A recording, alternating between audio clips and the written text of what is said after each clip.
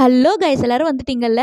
இன்னைக்கு நம்ம பார்க்க போகிறது என் மனசில் உள்ள பாரமே குறைஞ்சி போச்சேப்பா அப்படிங்கிற மாதிரியான ஒரு எபிசோடு தான். அப்படி என்ன இன்னைக்கு நடந்தது அப்படிங்கிறத பார்க்க முன்னாடி யாரெல்லாம் நம்ம சேனலை சப்ஸ்கிரைப் பண்ணாமல் பார்த்துட்டு இருக்கீங்களோ சட்டுன்னு போயிட்டு சப்ஸ்கிரைப் பண்ணிட்டு வந்துருங்க, லைக் பட்டனை தட்டி விட்டுருங்க.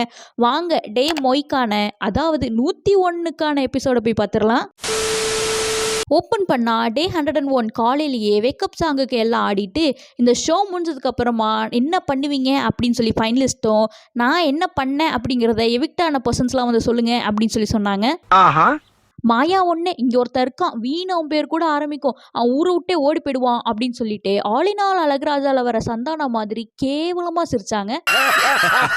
எப்பா முடியலப்பா, நம்ம மணிக்கும் விஷ்ணுக்கும் இதே ஃபீலிங் தான், நம்மள மாதிரியே புலம்பிட்டு இருந்தாங்க. ஃபஸ்ட்டே நம்ம மாயா தான் வந்தாங்க, ஒரே பெருமைப்பா, ஏதோ படத்துக்கு சைன் பண்ணிட்டு வந்தாங்களாம், அது எந்த நிலமையில இருக்குது அப்படின்னு சொல்லி போய் செக் பண்ணிட்டு லோகேஷ் கிட்ட போய் கதையை படிச்சிட்டிங்களா அப்படின்னு சொல்லி கேட்பேன் அப்படின்னாங்க. எனக்கு தெரிஞ்சு ஒரு வருஷத்துக்கு நீங்கள் லோகேஷ் பேரை எடுக்காமல் இருக்கிறது தான் அவருக்கு நல்லது. அடுத்ததாக வந்த நம்ம விஜய் ஃபேமிலி ஃப்ரெண்ட்ஸ் கூட கோயிலுக்கு போயிட்டு வேர்க்க விறுவிறுக்க ஒர்க் அவுட் பண்ணுவேன் அப்படின்னு சொல்லி சொன்னாங்க. கவலைப்படாத தம்பி, நாளைக்கு காலையிலேயே இதை பண்ணிடலாம், ஏன்னா நீ இன்னைக்கு எவிட் ஆயிடுவியே. நம்ம அமுல் பேபி வந்துட்டு இந்த ஷோ முடிஞ்சோடனே நான் என்னை கிள்ளி பார்த்துப்பேன் அப்படின்னு சொல்லி சொன்னாங்க.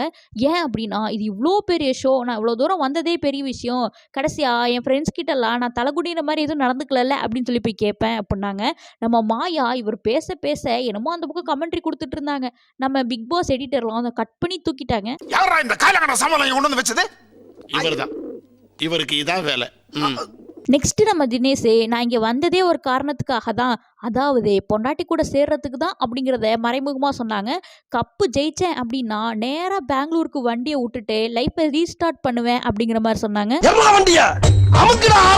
நம்ம அர்ச்சனா வந்துட்டு நேற்றுக்கு நைட்டு என்ன பண்ண முடியோ அதை வந்து இங்கே பண்ணிக்கிட்டு இருந்தாங்க. அதான்ப்பா கேமரா சிம்பத்தி ரிஜிஸ்ட்ரேஷனு. கடைசியாக வந்து நம்ம வினுஷா, நான் வீட்டுக்கு போன உடனேவே எங்கள் அம்மா திட்டுவாங்கன்னு எதிர்பார்த்தேன், ஆனால் அவங்க வந்த உடனேவே நான் உனக்கு கோவக்காய் சமைச்சு தரேன் அப்படின்னு சொல்லி சமைச்சு தந்தாங்க. எங்கள் பாட்டி விஷ்ணு மாதுளம்பழம் தரலன்னா என்ன, நான் உனக்கு உரிச்சு தரேன் அப்படின்னு சொல்லி உரிச்சு தந்தாங்க. இங்கே நான் என்னென்னலாம் கிடைக்கலன்னு சொன்னனோ அதெல்லாம் நோட் பண்ணி எங்கள் வீட்டில் பண்ணி கொடுத்தாங்க அப்படின்னு சொல்லி சொன்னாங்க. எப்போ பார்த்தாலும் சோறு சோறு சோறுன்னு.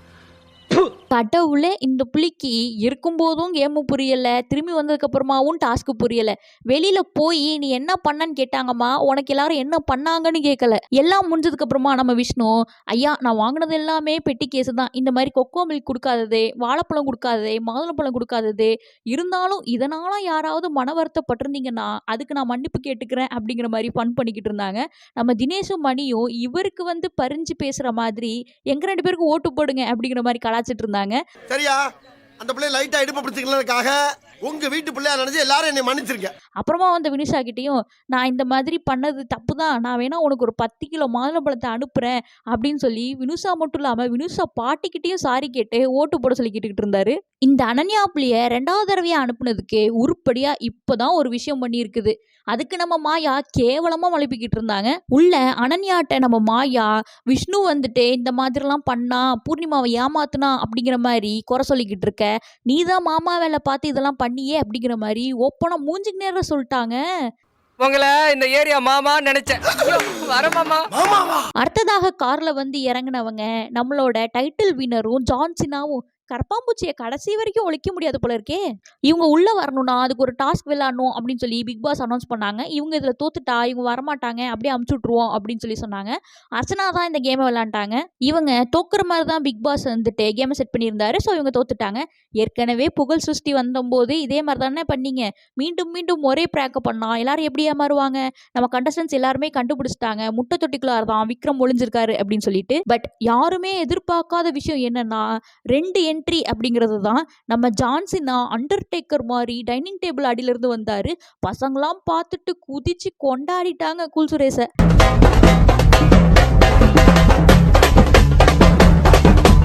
நம்ம விக்ரம் திருந்தவே இல்லைப்பா, திரும்பியும் போய் மாயா கிட்ட நான் உங்ககிட்ட ஒன்று கேட்கணும் அப்படின்னு கோவமாக போயிட்டு சாரி கேட்டாரு. படுத்தே விட்டானாயா அப்படிங்கிற மாதிரி இருந்தது.